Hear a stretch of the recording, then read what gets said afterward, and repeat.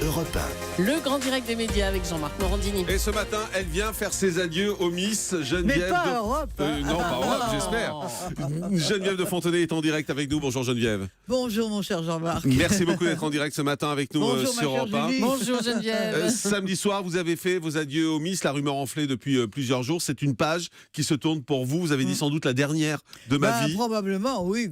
C'est dans l'ordre des choses, en tous les cas. Et c'est vrai qu'on a du mal à comprendre pourquoi vous arrêtez, au fond. Parce que vous nous avez toujours expliqué ici à ce micro que c'était votre vie, que c'était votre âme, que c'était votre raison de vivre. Donc pourquoi vous jetez l'éponge ? Parce qu'on est dans une société maintenant qui ne correspond plus du tout.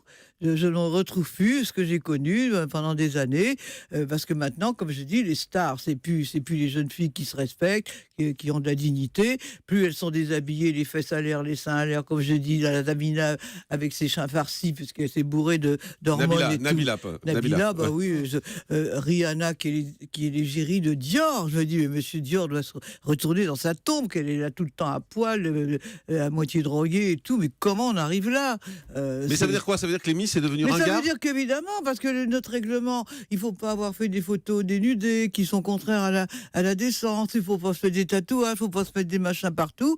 Elles se disent, après tout, pour être star, pour passer dans les téléréalités, il faut être comme ça. La fille de Villepin, qui était à la une d'un magazine, les seins à l'air, avec une guitare entre les jambes, de Dominique de Villepin. Bon, mais est-ce que c'est pas la société d'aujourd'hui ? Justement, c'est une société que je reconnais pas.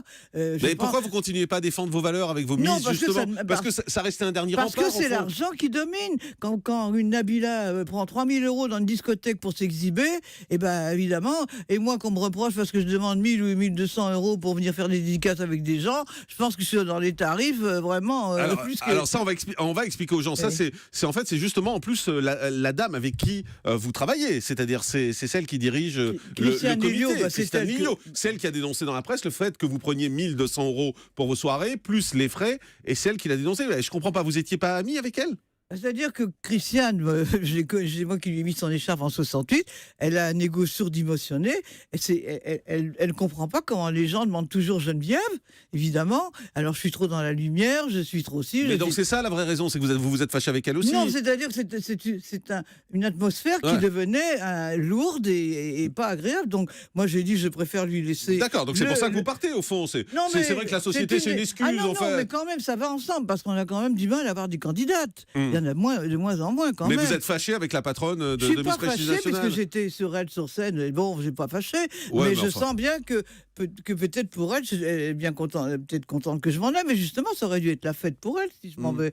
Mais vous êtes fâché à une époque avec Endemol, là vous vous fâchez avec elle. Ah mais Endemol, ça n'a rien à voir. Comment ça se fait que vous vous fâchez avec tout le monde ? Ah non, faut pas dire ça, Jean-Marc. C'est pas mon genre d'être fâché avec tout le monde, au contraire. Non, mais avoir les gens qui me apostrophent partout. Mais non, mais ça c'est pas de ma faute si Christiane Miliot, personne connaît Lilio. Bon, tout le monde connaît Geneviève, mais j'ai pas besoin de mettre de Fontenay. Elle est jalouse de vous ?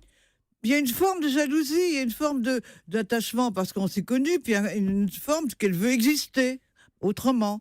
Voilà. C'est mort, les Miss, c'est fini ? Mais je reste en contact avec mes mais avec les cérémonies de Miss, de toute façon, je le dis parce que je le pense, la seule concours qui peut rester, c'est Miss France, parce que malgré tout, il y a une usine Afrique derrière, il y a Endemol et TF1, et d'ailleurs ce matin, j'ai entendu un de vos chroniqueurs, je ne sais pas qui c'était, qui a fait un sujet là-dessus, qui disait que les Miss allaient à Saint-Barth, et que nous, elles allaient au bowling. C'est vrai qu'on n'a pas d'argent. Moi, j'ai payé ces titres de Miss Prestige, j'ai payé de ma poche. C'est devenu une usine Afrique aujourd'hui ? Miss France. Miss France. De toute façon, depuis 95, en TF1, c'était ça. La dernière cérémonie, vous en avez pensé quoi de Miss France ? De Miss France, la dernière cérémonie. Vous en avez pensé quoi ? C'est très curieux d'ailleurs, parce que j'ai vu des commentaires qui disaient, parce que cette fameuse photo qui est dans Match, où elle est avec sa couronne, allongée sur le lit, peinte en je sais pas quoi et tout. Et il y a des commentaires qui disent, mais comment ça se fait ? C'est la première fois quand même qu'on voit Miss France comme ça, un peu sexy. Que va penser Geneviève ? Tout de suite. Tout de suite. Et la dernière cérémonie, vous en avez pensé quoi ? C'était bien ? Ou pas, de Miss France? Mais je la regarde, c'est devenu américanisé. C'est-à-dire qu'on sent plus le parfum des provinces, du terroir qu'on avait quand j'étais là, quand on a fait des shows avec Jean Barthès qui faisait des chapeaux magnifiques. Enfin, mais ça veut dire quoi? Ça veut dire que c'est la fin des Miss? On s'en fout désormais des Miss? Non, il restera la Miss France dans des molles, c'est oui, tout. je pense que tant qu'il y aura cette machine, cette grosse machine derrière, l'élection aux Zénith de Lille, ça coûte 400 millions, tu le sais bien. Et Miss Prestige National, c'est mort. J'en sais rien. Mais peut-être que Christiane, justement, va démontrer qu'elle peut. Ouais. Mais vous y croyez? Je ne sais pas, je ne peux pas juger. Non, mais vous y croyez ou pas? Je n'en sais rien, vraiment, je n'en sais rien.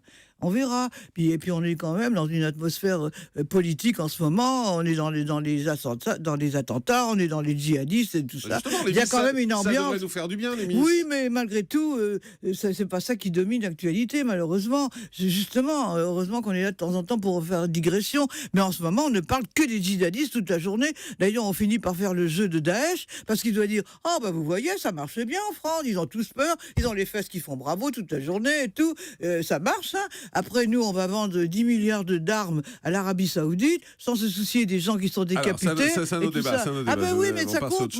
Moi, je suis très, très frappé par tout ça et je suis motivé par ça. Je sais que vous êtes frappé par tout ça. D'ailleurs, ça avait choqué beaucoup de gens à une époque quand vous disiez que vous n'étiez pas Charlie, par exemple. Je ne suis pas Charlie. Vous l'êtes toujours pas aujourd'hui? Absolument pas. Malgré tout ce qui se passe et malgré tous les attentats. Parce qu'ils étaient menacés de mort déjà depuis un moment, puisqu'ils étaient sous protection policière. D'ailleurs, le pauvre policier, il est mort le premier. Parce que là, je pense qu'à ce moment-là, une caricature, ça vaut pas une vie. Mais c'est la liberté d'expression, c'est pour pas céder face au terrorisme. Si on avait caricaturé le pape, il n'y aurait pas eu de mort. Mais caricaturer le prophète Mahomet, d'ailleurs, ils ont mis, nous avons vengé le prophète Mahomet. Donc vous n'êtes pas Charlie aujourd'hui encore, vous n'êtes pas Charlie. Non, parce qu'on a pris mais des vous risques. défendez pas la liberté d'expression? Mais la liberté d'expression, quand elle attaque la liberté des autres. Non, eux, s'ils considéraient que leur dessein, ça valait leur vie, c'est leur problème, mais pas la vie de toute la nation. Non. C'est la liberté d'expression qu'il faut défendre envers et contre tous. Mais ça dépend comment elle est formulée, cette expression. Et quand la vie est en jeu, non, moi je ne veux pas mettre ma vie en jeu pour un dessin. Qu'est-ce que vous allez faire désormais, Geneviève? Mais le 30 janvier, je vais inaugurer un salon du mariage là-bas à Mont-de-Marsan. Après, j'ai un contrat avec Prestige Douche. C'est la maison de je garde mon C'est les Prestige. salles de bain, ça. Hein, c'est les baignoires qui s'ouvrent. Pour les handicapés. Tout à fait. C'est une firme très bien. Bon, et puis voilà, je vais faire des dédicats dans les grandes surfaces, dans les foires expositions. Enfin, je vais continuer mon tour de France dans ma France de Jean Ferrat, ma France, comme j'ai dit, du folklore, des traditions, etc., du terroir. C'est ma France à moi, c'est pas la France. Mais on a l'impression que vous vous mettez en retrait et que voilà, vous vous dites. Non, pas du tout. Ah non, pas du tout. Certainement pas. Est-ce que j'ai la tête à la retraite? Non, mais attendez. Pas de retraite, vous allez continuer à faire la France et à vous battre. Je suis la génération de Lynn Renaud, de Annie Cordy, de Jean d'Ormesson, de Jean Piat. Bon, on existe. Tant qu'on a la santé, pourquoi on partirait? On fait une pause, on se retrouve dans un instant. Restez avec nous, c'est Europe 1.